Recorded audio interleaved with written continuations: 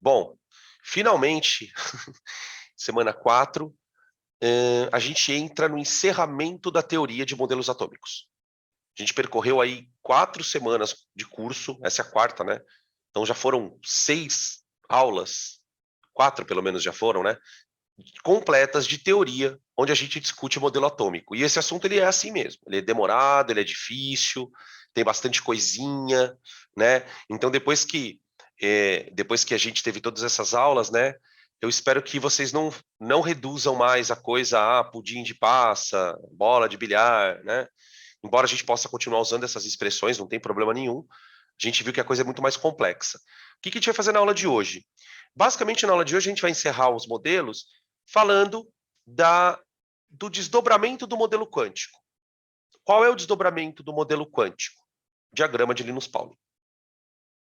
Eu quero sair daqui entendendo o diagrama de Linus-Pauling. Por que eu uso o diagrama de Linus-Pauling? Por que ele foi construído? Né? Porque a última coisa que você vai aprender aqui, até porque eu acho que esse não é o caso, é a utilizar o diagrama. Vocês já sabem utilizar 1S2, 2S2, 2P6, 3S2. Então a gente vai tentar focar a nossa aula numa outra estratégia. Por que isso é assim? Por que é 1S2, 2S2, 2P6, 3S2? Por quê? O que é 1S2? O que é o 1? O que é o S? Tá? E vocês vão perceber que a explicação ela vai perpassar, né, pelo modelo quântico, tá bom? Então, bom, vamos começar aqui a discussão. Eu vou trazer algumas coisas da aula passada, do final da aula passada, sobretudo, né? Esse aqui é o último slide da aula passada, que eu coloquei ele aqui. O modelo quântico, ele é muito difícil da gente entender. Por quê? Porque ele trabalha com ideias que nós não conseguimos assimilar no nosso dia a dia. Porque assim, como é que a gente aprende? Muitas vezes. Nós aprendemos muito na base da comparação. Então, todo mundo aqui sabe que muitas vezes a gente, para ensinar alguma coisa, vocês mesmos já devem ter usado esse recurso quando vocês vão ensinar alguma coisa para alguém. A gente procura analogias, né, para que a pessoa mentalize, que ela crie uma situação. Por que o modelo quântico é tão difícil de entender? Porque não existem formas de você materializar os conceitos da quântica. Né? A ideia de do que a gente está falando especificamente, né? Para retomar um pouco da aula passada. Peraí, deixa eu só fazer uma coisa aqui. Eu estou com as janelas todas abertas aqui do meu Zoom.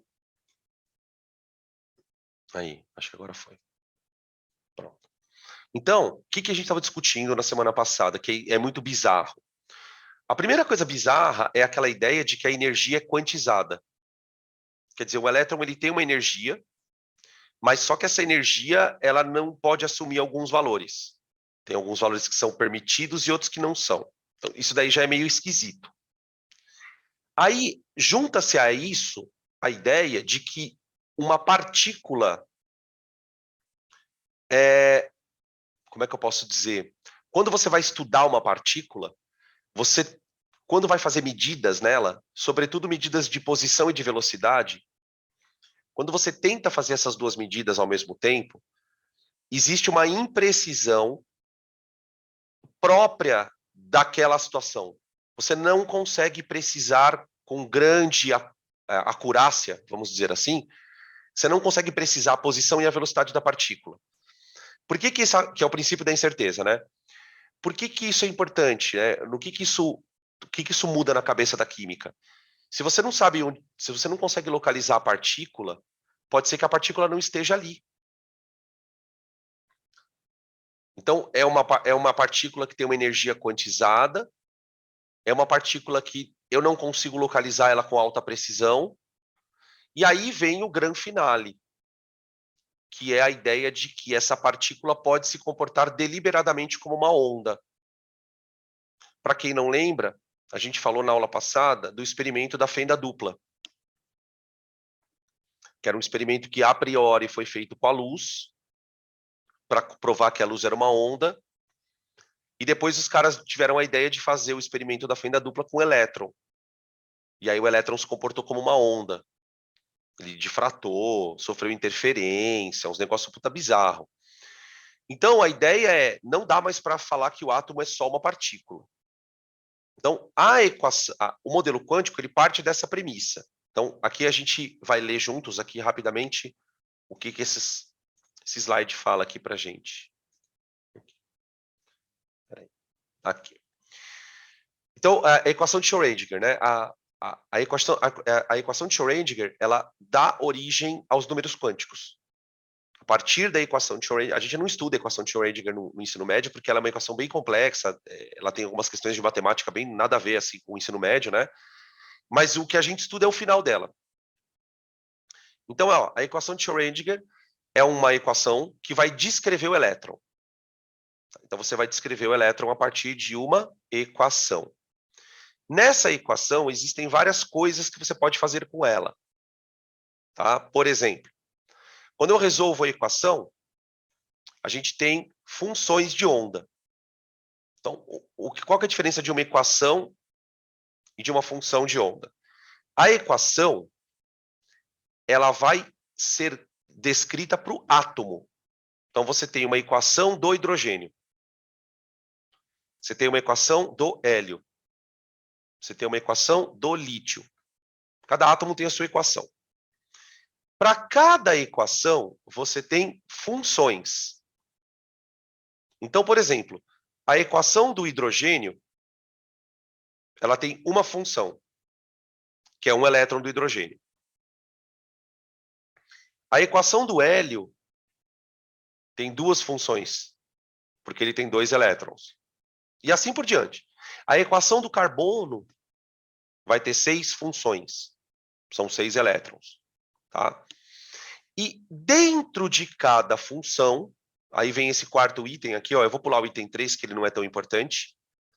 Dentro de cada função, você tem 4 números, 4 variáveis. Tá? Lembra que a gente descreveu que toda função tem variável. Então, é uma função bem complexa, não é uma funçãozinha simples, é y igual a x mais 3, não é nada disso. E essa equação tem 4 variáveis. Essas 4 variáveis são as informações do elétron. Então, o que a gente precisa ter em mente para a aula de hoje? Que, a partir de hoje, né? Então, ó, conclusão.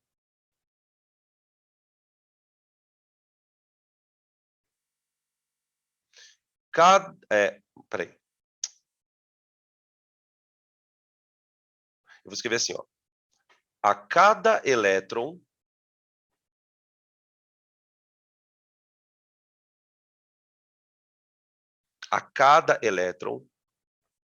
estão associados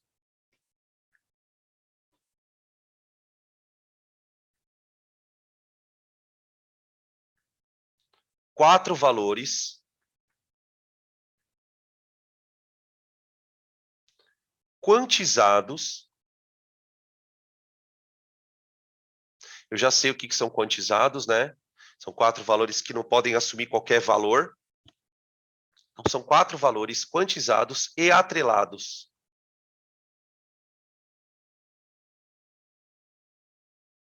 Que, vírgula, juntos, vírgula, determinam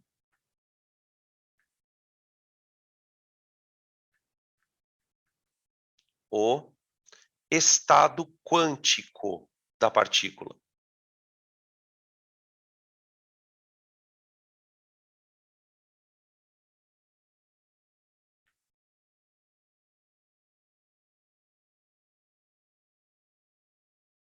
Então, na quântica, a partícula ela está num estado. Na verdade, assim, a partícula, na mecânica quântica, a partícula, para ser descrita, ela não precisa necessariamente de uma posição e de uma massa, como a gente sabe na mecânica clássica. Na mecânica quântica, as informações referentes a uma partícula num sistema, todas juntas são chamadas de estado quântico. E é muito difícil eu explicar o que é o estado quântico, porque nos falta, aí entra aquele problema que eu falei no começo da aula, né? Nos falta analogias para isso. Uma das coisas mais frustrantes assim para um professor de química é quando a gente começa a associar número quântico ao endereço do elétron. Por que é triste fazer isso? Porque vocês já devem ter visto isso, né, gente? A gente na aula de química, no cursinho, às vezes na escola também, a gente acaba, para deixar o assunto um pouco menos traumático, a gente começa a falar, olha, é como se cada número quântico fosse uma informação sobre o endereço do elétron. Então tem lá o número quântico que é a camada, o número quântico que é a subcamada, a gente usa esses termos, né? A gente vai usar aqui na aula daqui a pouco. Só que para perceber como essa informação ela é incoerente. Como é que eu posso criar um conjunto de números para determinar a posição do elétron, que são teoricamente os números quânticos, né?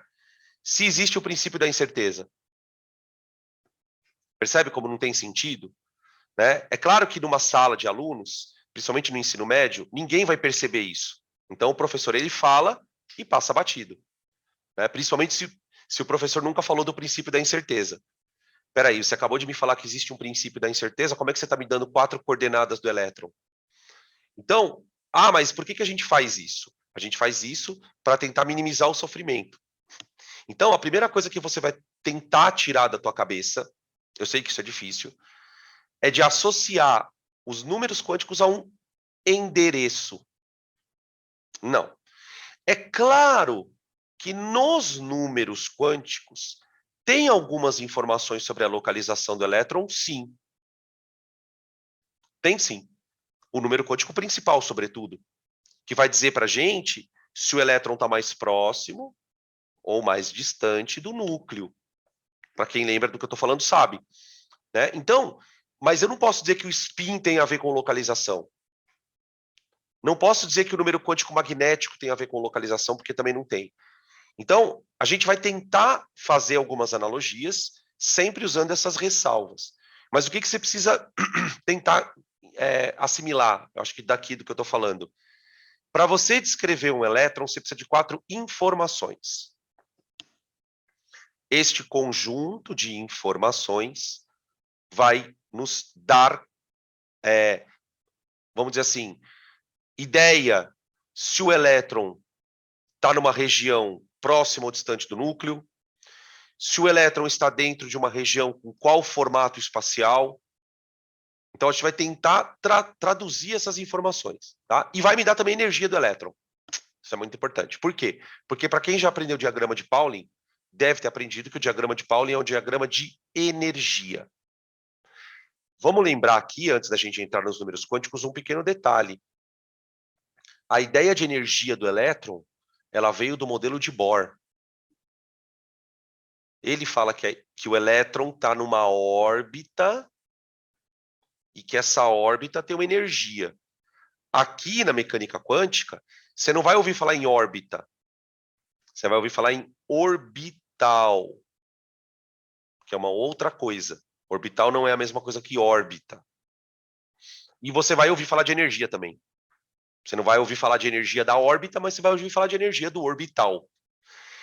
E vocês vão perceber como esse assunto ele é muito bizarro, né? Ele é muito bizarro.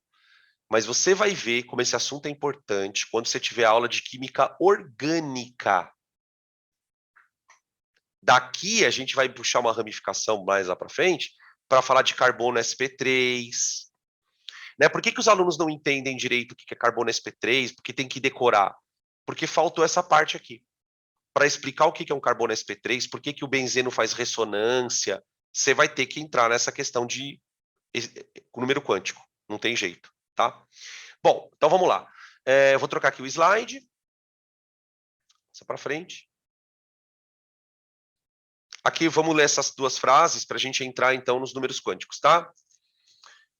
Então, como eu não vou estudar a equação de Schrödinger, eu vou estudar o produto, o fruto dela. Então, a equação me dá 4 números, tá? Aqui tem uma explicação que também foi lida na semana passada. Os números quânticos descrevem valores de quantidades conservadas na dinâmica de um sistema quântico. Valores de quantidades conservadas. São quantidades que não mudam, são parâmetros que não mudam do elétron. Ele tem aquele valor. No caso dos elétrons, os números quânticos podem ser definidos como conjunto de valores numéricos que dão soluções aceitáveis para a tal da equação de Schrödinger. E são de enorme relevância quando se trata de descrever a posição dos elétrons nos átomos. Então, percebe que eles são de relevância quando se trata de descrever posição, mas eles não são a posição. E aí a outra frase. Espera aí.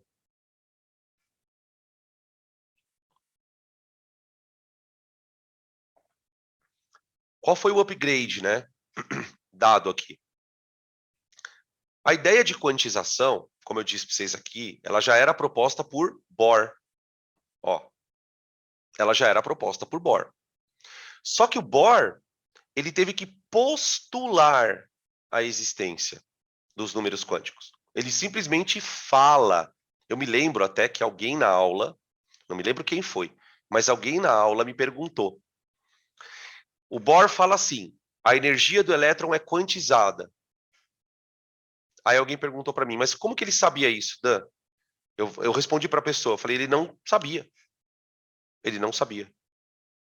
Ele simplesmente disse, é assim. Isso é um postulado, tá?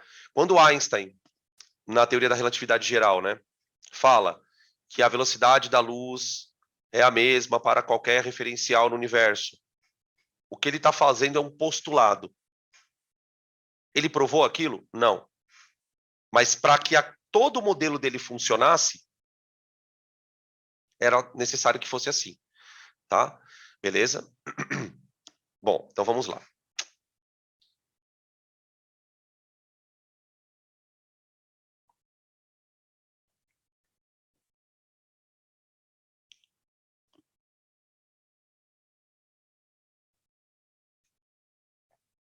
Aqui estão os 4 números quânticos. Tá aqui. Então, a equação de Schrödinger, ela me dá 4 informações. Cada informação é um número quântico. Por que ele é chamado de número quântico? Porque ele é quantizado. Ele não pode assumir qualquer valor. Beleza? Daí, cada número quântico vai me trazer uma informação. Alguns deles, você consegue fazer uma analogia bem legal com a mecânica clássica. Como, por exemplo, o número quântico principal. O número quântico principal é o mais fácil de entender. Já o número quântico spin é um número bem complicado de entender. Tipo, se a gente for dar a explicação certinha para o spin, você não vai entender nada. Então, a gente vai tentar fazer alguma coisa no sentido de te ajudar a entender o que é o spin. Tá? E é aí que começa aquele problema que eu falei para vocês, que às vezes o professor ele cria uma história para falar da coisa. Então, todo mundo aqui já deve ter ouvido que número quântico spin tem a ver com o giro do elétron. De fato, quando os caras descobriram esse número, acreditava-se que ele estaria associado a um giro. Daí veio o nome spin. No entanto, pouco tempo mais tarde, os caras perceberam que não tinha nada a ver com o spin, com o elétron girando. É uma outra propriedade que ela é quântica. Então, para uma pessoa que não estuda quântica, ela não vai conseguir entender. Nada que eu faça uma comparação com o que a gente costuma tentar fazer é comparar com o giro, né? Mas vocês vão ver que é bem difícil. Então vamos lá, vamos ler aqui e a gente vai descrever um por um, tá? Os 4 números quânticos, além de se complementarem, vocês vão perceber que por trás dessa palavra complementar tá aquela ideia que eu escrevi no slide anterior de atrelado. Os números são meio atrelados.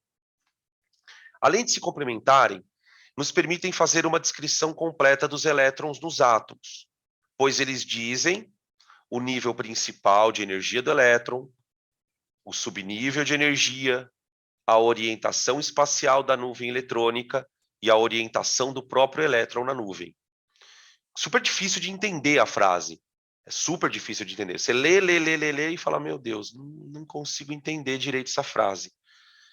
Então, se a gente conseguir sair da aula entendendo metade dessa frase, vocês podem ter certeza que o nosso trabalho está feito. Tá? Sério mesmo.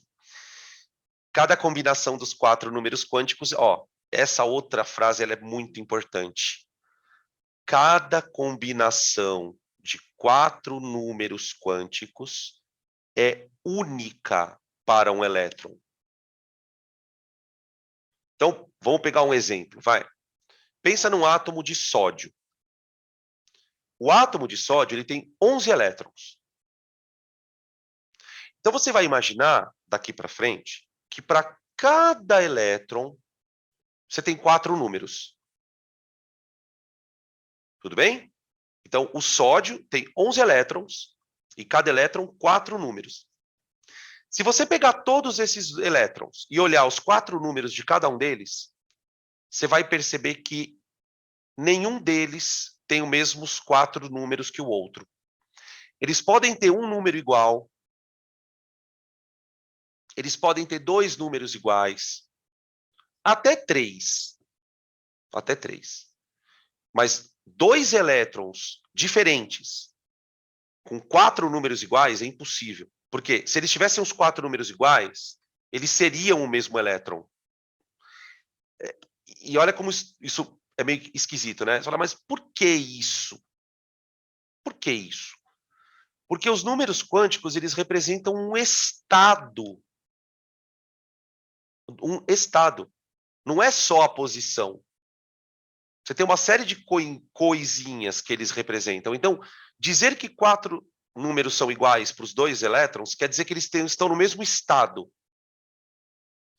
Se eles estão no mesmo estado, eles são o mesmo elétron. Tá? Então, deixa eu escrever aqui, ó. Deixa eu só escrever. Peraí, então, ó, tem uma pessoa fazendo uma pergunta aqui. Mas é único para um elemento? Não, na verdade é assim. Os números quânticos eles são únicos para os elétrons que estão dentro do mesmo átomo. Então, para elétrons do mesmo átomo, os 4 números quânticos têm que ser os 4, pelo menos um deles tem que ser diferente. Agora, você pode ter, por exemplo, um elétron do hidrogênio com os mesmos 4 números quânticos do elétron do sódio, mas aí são de átomos diferentes, tá bom? Então, respondendo objetivamente a pergunta de quem perguntou aqui, eles são únicos para um elemento, né? Exatamente. Eles são para os elétrons que estão dentro do mesmo átomo, eles têm que ser únicos ali, tá? Deixa eu escrever isso aqui. Então, vou até colocar, vou aproveitar essa tua pergunta aqui para colocar isso na frase, tá? Vou escrever assim, ó. 2 elétrons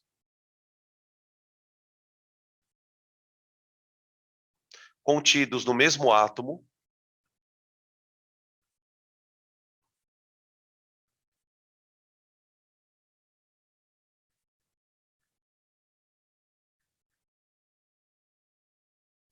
jamais poderão apresentar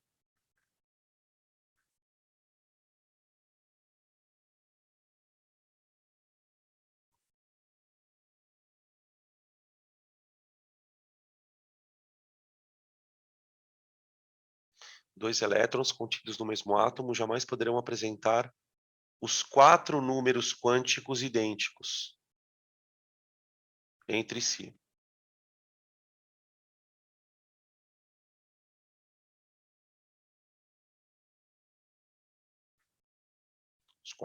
Apresentar os 4 números quânticos idênticos entre si.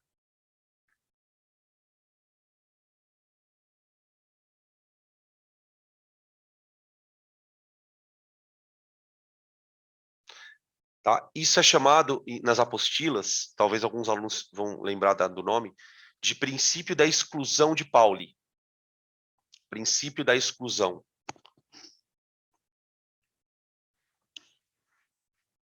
Beleza? Tranquilo até aqui, moçada?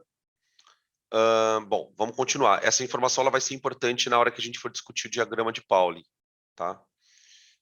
Podem tirar print, se vocês quiserem.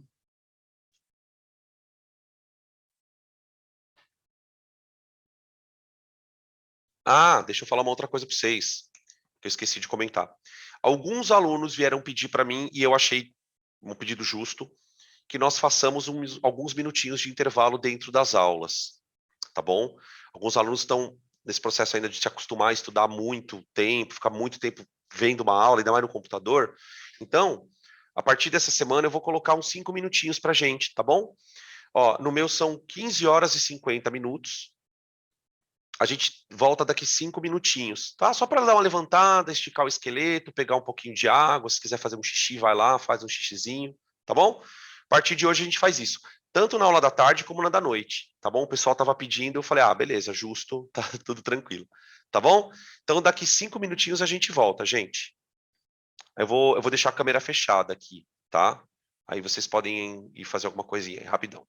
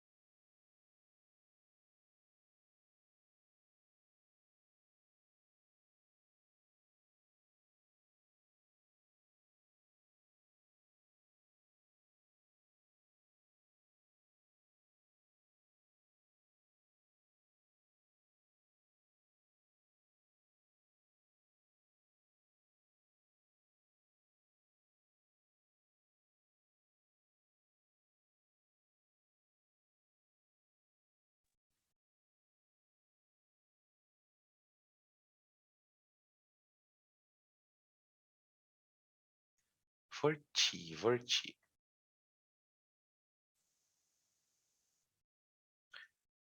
Então vamos lá, galera. Retomando, tá? Gravando em 3, 2, 1. Aqui. Pronto. Agora foi. Então, seguinte. Continuando aqui. Vamos para a próxima. A gente falou do número quântico magnético, agora vai para o quarto e último número quântico, que é o mais estranho de todos, que é o número quântico spin, tá? Então, bora lá. Antes de colocar o número quântico spin, aqui eu coloquei essas figuras aqui, eu queria que vocês prestassem atenção só em algumas partes da figura, tá? Então, isso aqui seria uma representação espacial do que a gente chama de orbital S.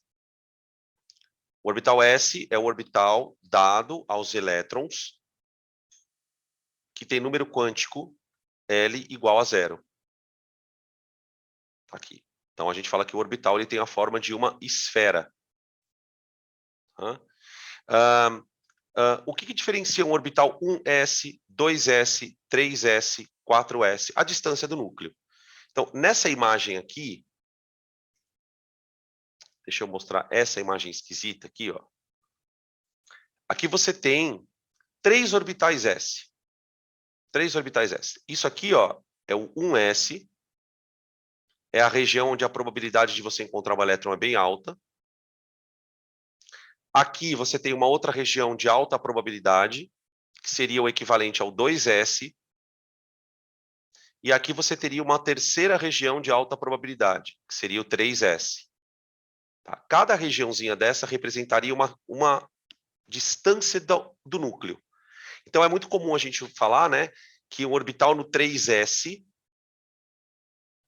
ele está mais longe do núcleo do que um elétron no orbital 2s, que, por sua vez, está mais longe do núcleo do orbital 1s. Tá? Beleza? Então, está aqui o orbital chamado S. Orbital esférico. O segundo orbital é o orbital P. O orbital P, para quem não lembra, é o orbital associado a um elétron. Então, a gente vai discutir que não. Daqui a pouco eu te respondo essa pergunta aqui. Já falo. Aqui é um orbital para L igual a 1. Então, ó, cada figura dessa é um orbital P. Então, por exemplo, esse aqui é o P que tem número quântico magnético menos 1. Esse aqui é o orbital P que tem número quântico magnético 0. E esse aqui é o orbital com número quântico magnético 1. O que a gente percebe nesses 3 orbitais, gurizada? A forma é a mesma. Inclusive, essa forma tem um nome, tá, gente? Deixa eu colocar a forma aqui. Forma bilobular. Forma bilobular.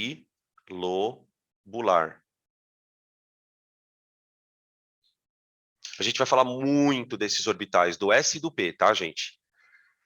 Na orgânica. O que eles têm de diferente? A orientação. Pode perceber que o orbital PX ele está orientado no eixo X. O PY está orientado no eixo Y. E o PZ está orientado no eixo Z. Então, são 3 orientações permitidas. Então, cada orientação representaria um eixo desse orbital. Então, o elétron pode estar no eixo X, no eixo Y ou no eixo Z. Tudo vai depender do número quântico dele, claro, né? Do elétron. Tá bom? Beleza? Aí a gente tem os orbitais D. Perguntaram para mim assim aqui, ó. Professor, o 3s é o orbital que tem menor energia? Não. Não. Vamos lembrar como é que a gente calcula a energia de um elétron. A energia do elétron é a soma do número quântico principal com o número quântico secundário. Então, vamos comparar 2 elétrons. Imagina um elétron que esteja no 3s e compara com um elétron que está no 2s. Quem é que tem menos energia? Vamos pensar? Para o elétron que está no 3s,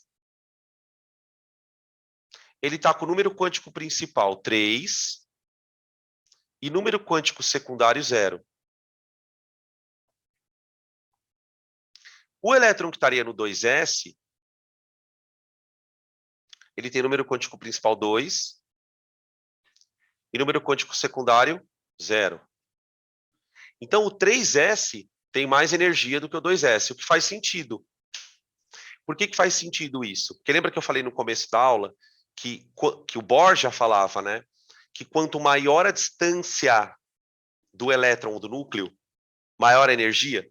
Então, se o 3s está mais distante, teoricamente ele tem mais energia. Tá? O elétron no 3s está mais distante, então ele tem mais energia do que o elétron que está no 2s ou do que está no 1s. Tá? Não sei se ficou clara a dúvida. Aí tem outra pergunta aqui. Professor, eu tenho que saber as formas e os seus respectivos valores? Olha, as formas vai precisar saber. As formas vai precisar saber. Senão eu não consigo entender outras coisas lá na frente. Não é uma coisa que se você não souber, todo mundo vai cair. Não é isso, tá?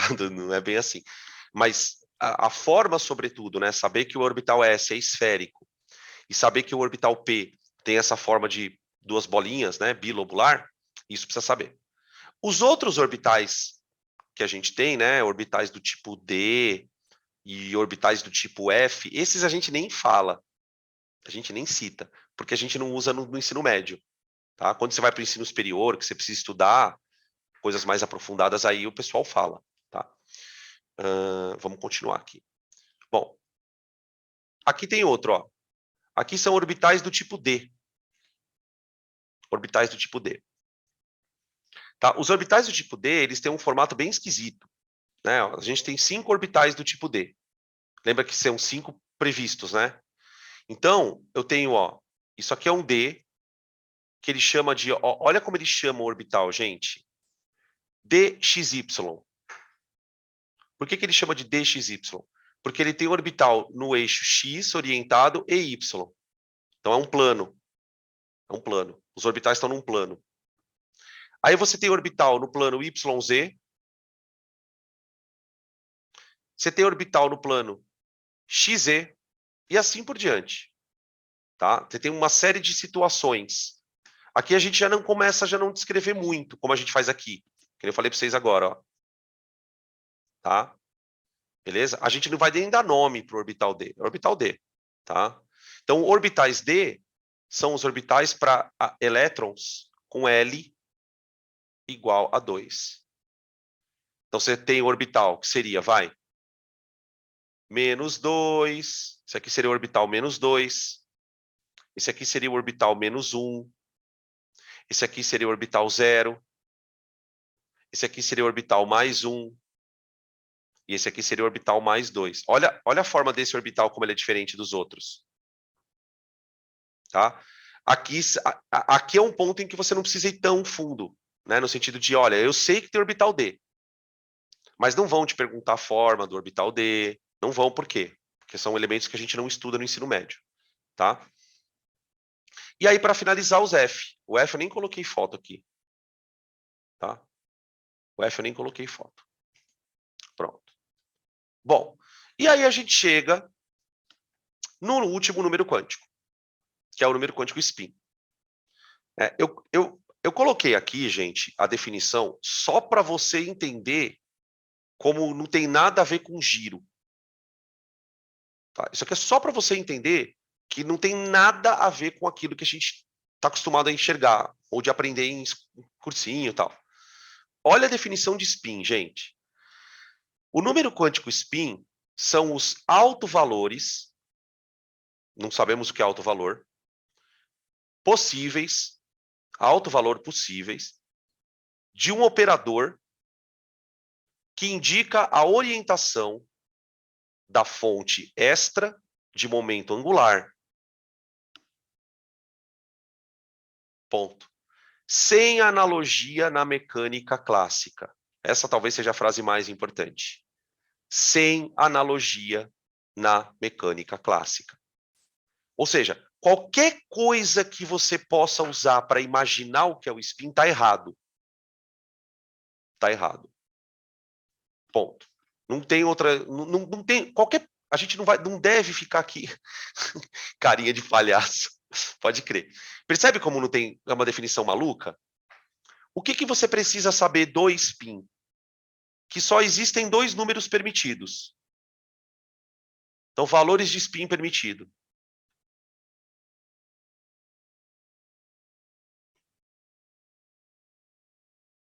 Mais meio ou menos meio. Também são valores bem estranhos, né? Diferentemente dos outros valores, que são inteiros, o spin não é um número inteiro, número fracionário, tá? E esse número, esse spin, gente, ele é muito emblemático na física e na química. Por quê? Porque ele foi a primeira propriedade quântica que os caras conseguiram ver no laboratório. Ver. Então, por exemplo, o que a gente sabe sobre spins hoje? Que os spins são os números que explicam a propriedade magnética de um elétron. A gente consegue saber que os spins, dentro de um átomo, os elétrons podem ocupar orbitais com spins opostos. Então, para um elétron ocupar um orbital com outro elétron, é necessário que eles apresentem spins opostos, que é o que a gente vai chamar de par eletrônico, né? A gente pode até definir aqui, ó, o que é um par eletrônico para nós? Um par eletrônico. Que talvez isso aqui seja a definição mais importante, tá? Do porquê que eu aprendo spin na escola. O par eletrônico é um par de elétrons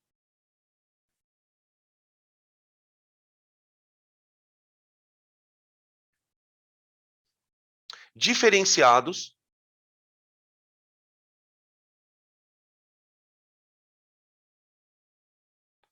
apenas pelos seus spins.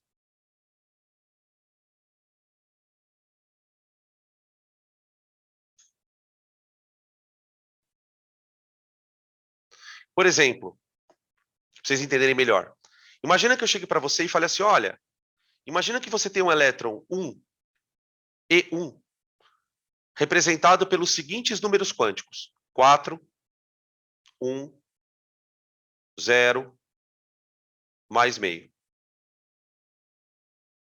Tá aqui. Isso aqui é um conjunto de números quânticos para um elétron. Tá bom? Só para a gente praticar um pouquinho aqui, gurizada. 4 quer dizer que ele está no quarto nível de energia. Certo? Camada 4. 1, número quântico secundário 1, que esse elétron está no subnível P. 4P.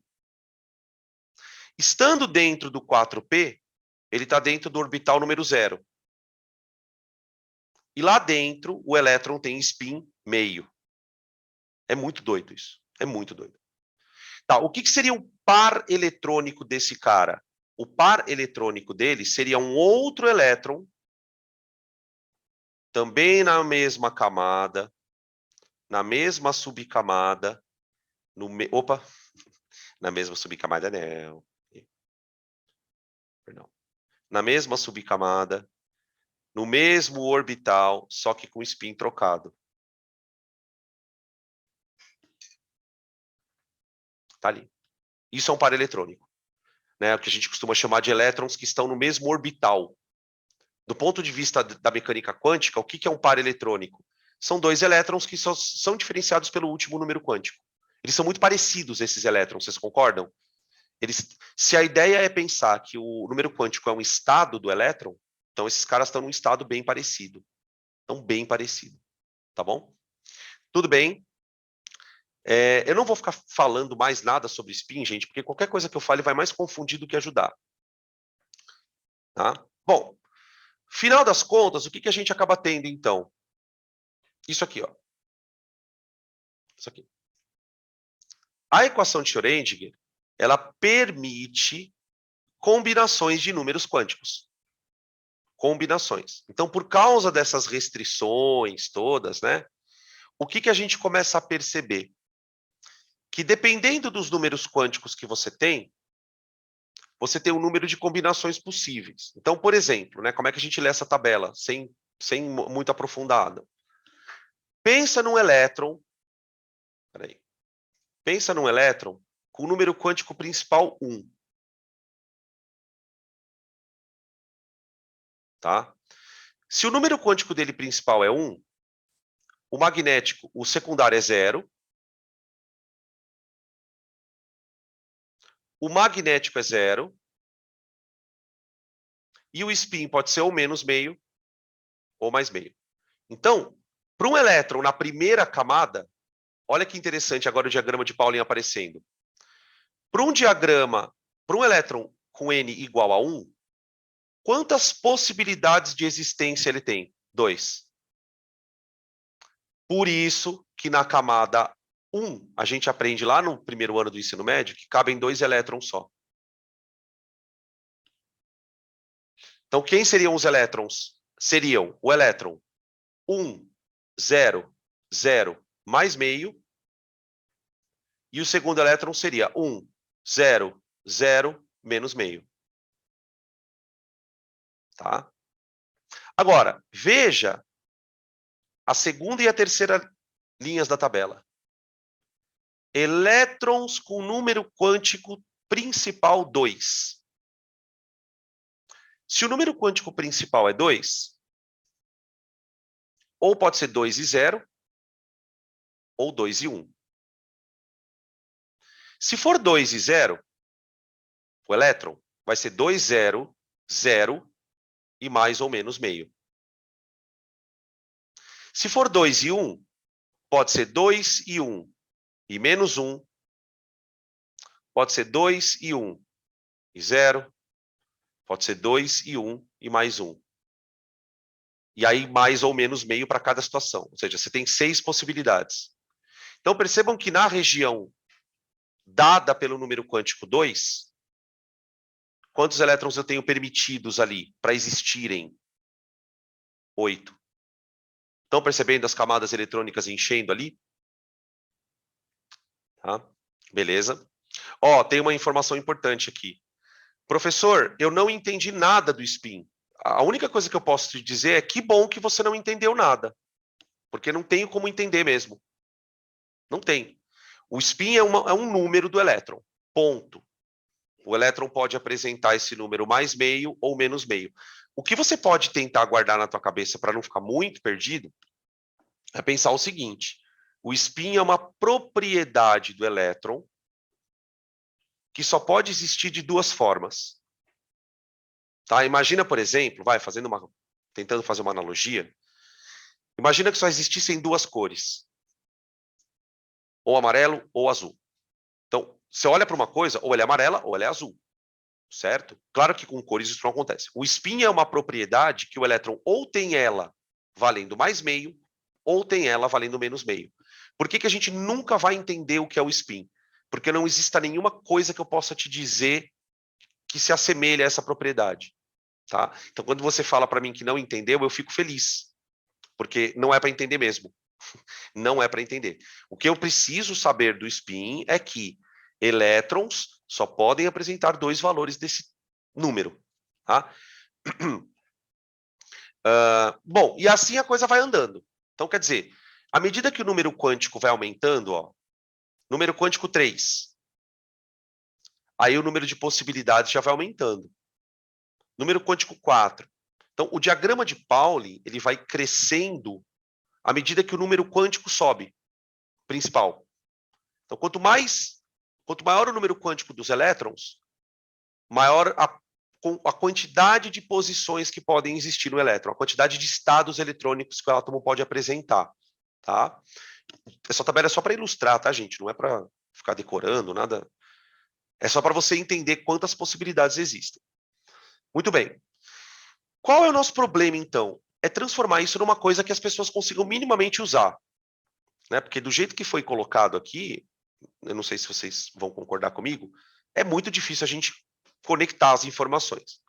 Então, a ideia dos químicos foi criar uma maneira rápida de utilizar os números quânticos. Que maneira é essa? O diagrama de Pauling. Então, agora que a gente entendeu o que são esses números, ou pelo menos um pouco, né? Agora que a gente entendeu, estou sendo irônico. a gente pode transformar isso numa coisa mais palpável, que é o diagrama de Pauling, tá? Vamos colocar ele aqui. Ó, esse aqui é o esqueminha.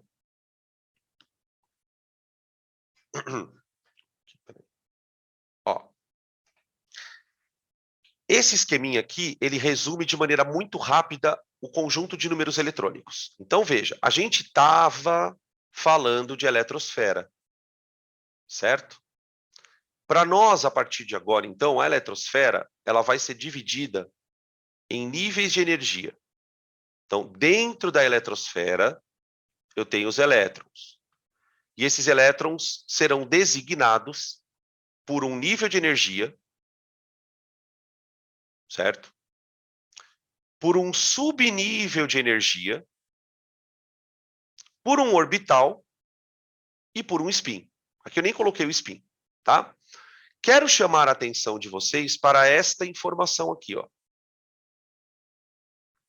Né? Quando a gente está tendo aula de cursinho, a gente aprende assim, olha, cada subnível cabe um certo número de elétrons. Na verdade, a palavra não é cabe. Né? Diante do que a gente disse aqui, não é que cabe ou não cabe. É são permitidos ou não são permitidos. Né? Dentro de um subnível S, são permitidos apenas 2 elétrons. Dentro de um subnível P, são permitidos apenas 6 elétrons. E assim por diante. Esses elétrons estão acomodados num orbital. Tá? E cada orbital acomoda 2 elétrons. Por que 2 elétrons?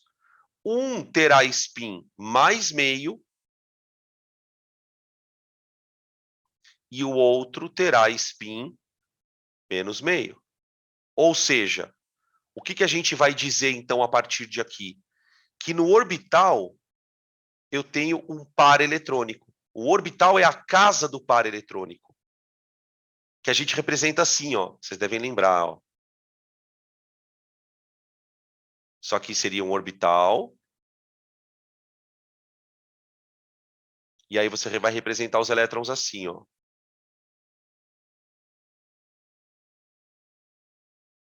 Tá? Os elétronzinhos representados por setinhas, tá? As setinhas apontando para sentidos opostos, né, uma para cima e outra para baixo, é para nos lembrar de que cada elétron terá um spin. Um terá que ser positivo e o outro terá que ser negativo, tá? Os dois elétrons, eles sempre terão spins opostos para estarem ali dentro, tá? Sempre com spins opostos. Vou colocar aqui.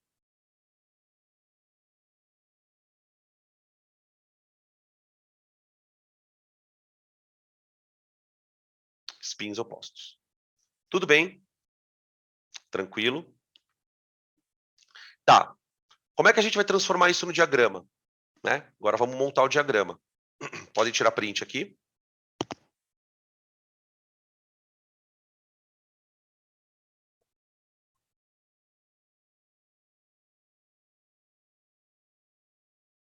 Já foi. Aqui.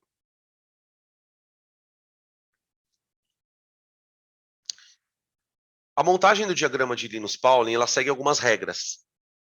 Então a gente vai ler as regras e vai montar o diagrama, tá? E aí encerramos a aula. A aula termina com o diagrama construído. O que a gente vai fazer na próxima aula? Exercício.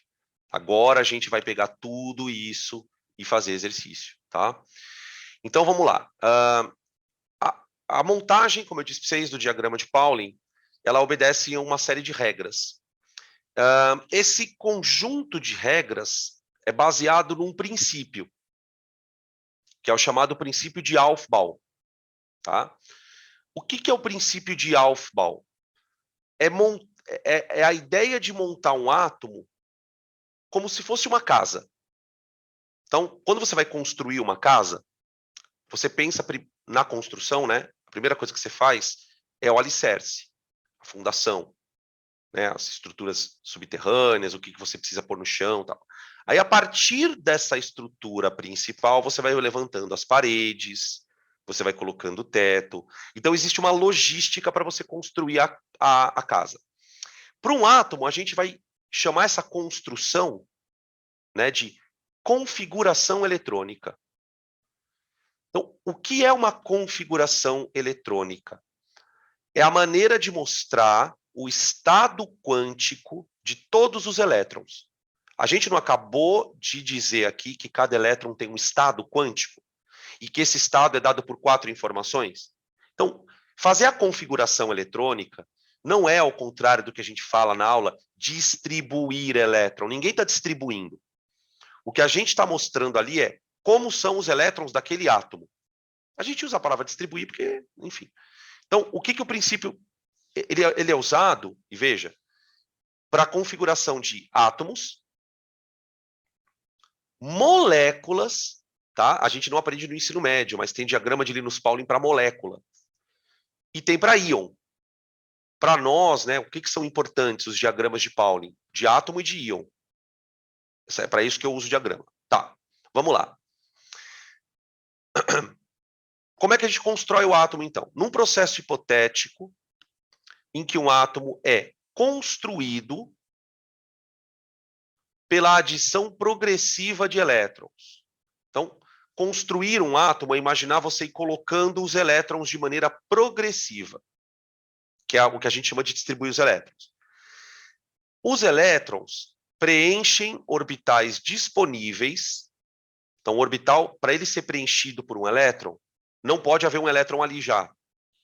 Né? A gente fala assim, olha, eu só vou colocar um elétron ali se o orbital estiver vazio.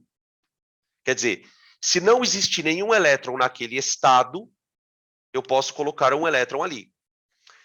E esse estado, ele tem um critério. Os elétrons, eles são colocados, na minha construção, do nível mais baixo para o mais alto. É aquilo que eu costumo sempre dizer na aula assim. O elétron, entre aspas, tá, gente, por favor. O elétron quer ficar onde tem menos energia. O elétron quer ficar onde tem menos energia.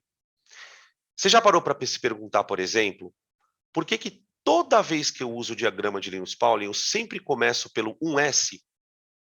Tem muitos alunos que pensam que eu começo pelo 1s porque o 1s está mais perto do núcleo. Na verdade, não é bem assim. Eu começo pelo 1s porque ele é o lugar de menos energia. Então, se um átomo tiver um elétron, onde ele estará? No orbital disponível de mais baixa energia. Se um átomo tiver 2 elétrons, onde eles estarão? Nos orbitais disponíveis de mais baixa energia. Então, preencher o diagrama de Pauling é colocar os elétrons em ordem de energia. Esse elétron tem menor energia do que esse, que tem menor energia do que aquele, e assim sucessivamente. Tá? Como eles são adicionados, tendem a assumir as condições mais estáveis. O que eu chamo de condição mais estável? É um orbital onde os elétrons que estão ali têm a menor energia possível. Quando é que você não vai colocar um elétron ali? Quando elétrons já estiverem ali. Então, se o elétron, se você vai preencher um orbital, mas esse orbital já está ocupado com elétron, você vai ter que ir para um outro orbital. Que outro orbital? Aquele que tiver mais energia, a partir do que já está preenchido. Então, é o que a gente costuma chamar, né, de maneira genérica, de ordem crescente de energia. Ordem crescente de energia. E como é que essa ordem é dada? Como é que essa ordem é dada? Está aqui. E isso talvez seja a coisa mais estranha do assunto, né? Como se não bastasse tudo que a gente já falou. Quando a gente aprende o diagrama de Pauling, o diagrama já é estranho, né? Por que ele é estranho, né? Porque não existe 2P. Aliás, 2P não. Não existe 1P. Não existe 2D. Não existe 3F. né? Tem várias regiões que não existem. Por que elas não existem? Porque não tem elétron para ocupá-las. Se a gente tivesse um átomo com mais elétrons, certamente essas regiões apareceriam. Segunda coisa estranha, quando a gente vai distribuir os elétrons, a gente tem que seguir uma flechinha bem esquisita, né? Essa flechinha na diagonal para baixo. Então, o que a gente mostra, né? Ao seguirmos a flecha, nós estamos colocando os elétrons em ordem de energia. Então, essas flechinhas, elas representam a ordem energética.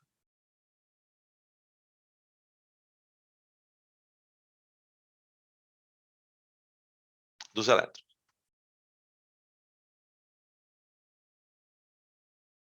Então, vamos lá. Lembrando que a ordem energética do elétron é dada pela seguinte conta. A energia do elétron é igual ao número quântico principal mais o secundário. Tá? Então, faz uma continha aqui bem rápida comigo.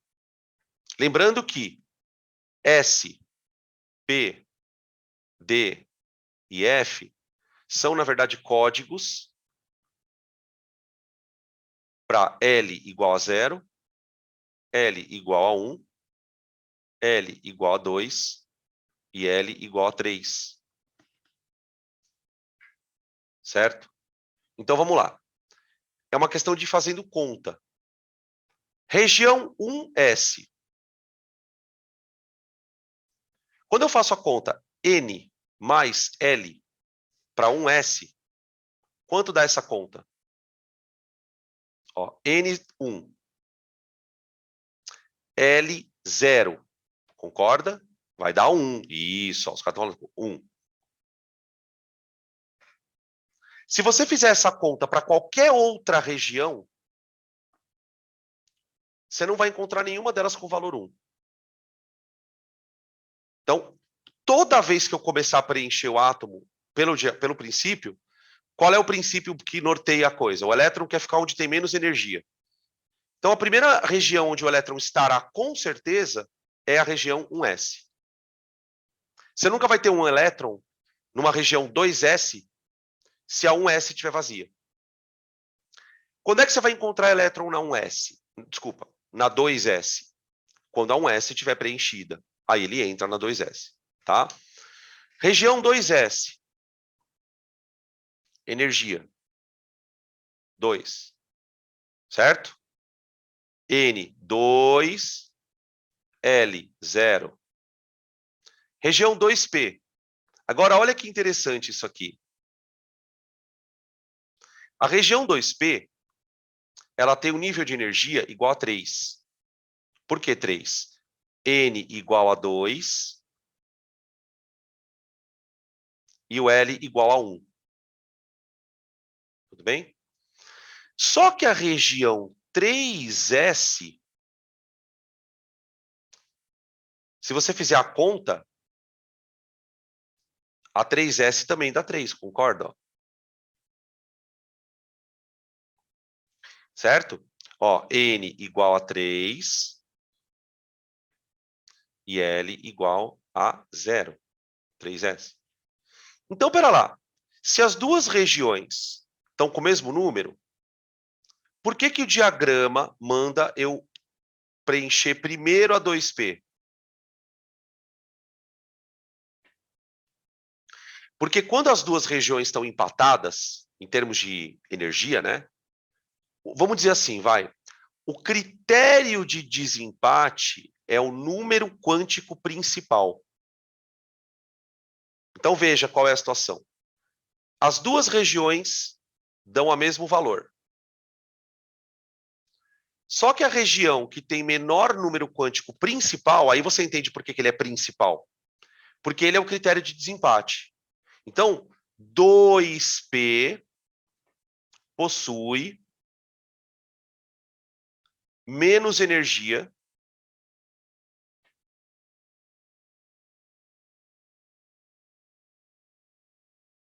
em relação a 3s.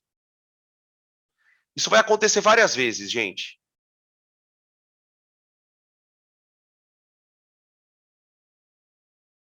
Isso vai acontecer várias vezes. Por exemplo, isso vai acontecer quando você comparar essas duas aqui, ó. Compara essas duas aqui, ó. Peraí, deixa eu trocar de cor. Compara a região 3P com a 4S. O diagrama de Linus Pauling, ele manda você preencher primeiro a 3P e depois ir para 4S. Né? Se você fizer a conta para 3P, vamos fazer a continha para 3P? Quanto que dá? Para 3P, a soma vai dar 4. Para 4S, a soma também dá 4. Tá? E olha que interessante, né? Que eu acho que essa é a parte mais curiosa da história. Por que o diagrama manda? Porque assim, você vem preenchendo, né? 1S2, 2S2, 2P6, 3S2, 3P. É aqui que começa a confusão. Por quê? Porque quando a gente chega no 3P, o diagrama manda a gente descer para o 4S. E a gente não sabe por que está descendo. O nosso bom senso acha isso estranho. Porque o nosso bom senso pensa assim, poxa, mas por que eu vou começar a distribuir na 4? Por que eu vou começar a distribuir na 4 se a 3 ainda tem lugar? Porque se você parar para pensar, qual é a energia que está aqui dentro da 3D? 3D. Vocês conseguem perceber que a energia da 3D ela é menor do que a 3P? Ó, compara as duas. E ela também é menor do que a da 4. E isso é uma loucura, mais uma loucura da mecânica quântica. Por que é mais uma loucura? Porque um elétron que está na camada 4, ele está mais longe, não está, do que na 3D? Só que o elétron da 3D tem mais energia do que o da 4. Ele não é um elétron que está mais longe, mas ele vai ter mais energia do que o que está mais longe. Então, a mecânica quântica ela destruiu até essa ideia de que quanto mais longe, mais energia. Isso é verdade, mas até a página 2. Você tem situações no diagrama que mostram problemas. Elétrons que têm mais energia, mas não estão necessariamente mais longe. Tá? Então, por que o diagrama ele é esquisito? Porque ele privilegia uma ordem de energia. E nessa ordem de energia, camadas como a 4S, por exemplo, mesmo estando mais distantes, têm menos energia do que as camadas do tipo 3D. Né? Isso vai acontecer aqui também, quer ver? Ó? Só para a gente ir concluindo. Ó, quer ver onde vai acontecer também? Ó? Pega 4D 5P. Aqui também dá problema. Ó. Quando você chega na distribuição em 4D, ao invés de você, se você tiver que continuar, ao invés de você ir para 4F, o diagrama manda você ir para 5P, depois ele manda você ir para 6S,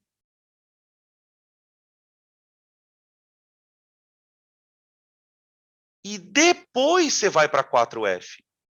Percebem a situação? Ó? Deixa eu colocar aqui. Ó.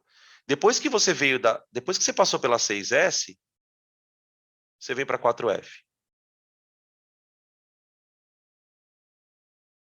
Tá? Então, é um negócio muito bizarro. Quer dizer, um elétron que está na 6S, ele tem menos energia do que um que está na 4F. É muito estranho. Só que ele está mais longe do que o que está na 4F. Ele está na 6ª camada. O elétron da 4F está na 4. Então, percebe que camada energética não é a mesma coisa que camada de valência? Para quem está lembrando dos temas, né? Porque eu não vou entrar nisso agora. Tá? A camada de valência é a camada que está mais longe. É a camada que está mais longe. Mas nem sempre esta camada de valência é a que tem mais energia. Tá? Tudo bem? Beleza? Perguntas? Questions? Pesadinha a aula, né? Pesadinha. Então nós vamos ficando por aqui, gurizada. Vamos ficando por aqui, tá bom?